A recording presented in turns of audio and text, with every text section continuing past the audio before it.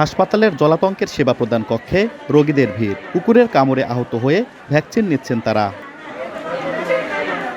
স্বাস্থ্য বিভাগের তথ্যমতে সম্প্রতি পাবনা জেলায় বেড়েছে কুকুরের কামড়ে আক্রান্তদের সংখ্যা। প্রতিদিনই বিভিন্ন হাসপাতালে সেবা নিতে আসছেন রোগীরা। তবে জেলার সরকারি হাসপাতালগুলোতে গত 4 মাস ধরে মিলছে না জলাতঙ্কের ভ্যাকসিন। রোগী ও স্বজনরা বলছেন, ভ্যাকসিন না পেয়ে অনেকে ফিরে যাচ্ছেন, অনেকে বেশি দামে ওষুধের দোকান থেকে কিনছেন। এতে বিপাকে পড়েছেন তারা। 2-3টা অফিসে ঘুরছি, তার টিকাটা এখনো পাই নাই। সদরে আসছি, তারা এখন বলতেছে আমরা এটা জানি না। ভ্যাকসিন নিতে আইছিলাম, তা ভ্যাকসিন পেলাম না, লাস্টে টাকা দিয়ে কিনে নিতে হলো। বলতে যে আপনি টিকিটটা ডাক্তার সাথে আলাপ করেন, ঠিক আছে।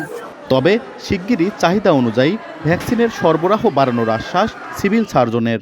সম্প্রতি দেখা যাচ্ছে যে কুকুরের কামড়ের প্রকোপটা বেড়ে গেছে, যে কারণে আমাদের যে প্রত্যাশিত যে ভ্যাকসিনটা আমরা পাই সেই ভ্যাকসিনের পরিমাণটা কিছুটা কমে গেছে।